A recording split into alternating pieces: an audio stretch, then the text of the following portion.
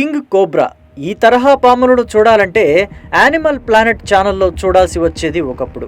ఈ జాతి పాములు ఎక్కువగా కేరళలోని దట్టమైన అటవీ ప్రాంతాల్లో ఉంటాయని చెప్పేవారు. కానీ ఇప్పుడు ఈ గిరినాగులు మన ఆంధ్రప్రదేశ్లో కూడా తరచూ కనబడుతున్నాయి. కనిపించడమే కాదు, జనావాసాల్లోకి వచ్చి హడలెత్తిస్తున్నాయి.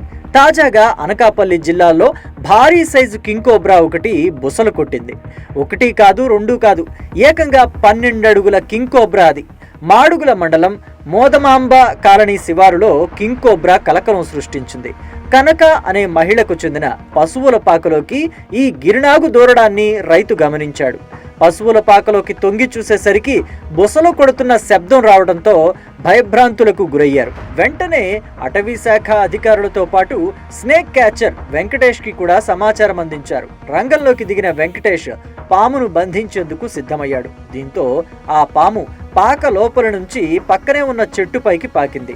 రెప్పపాటులో కొమ్మల మీదుగా చిటారు కొమ్మ మీదికి వెళ్లి కూర్చుంది. భారీ గిరునాగు చెట్టుపైకి పాకడం చూస్తే ఎవరికైనా సరే ఒళ్ళు జల్దరించాల్సిందే.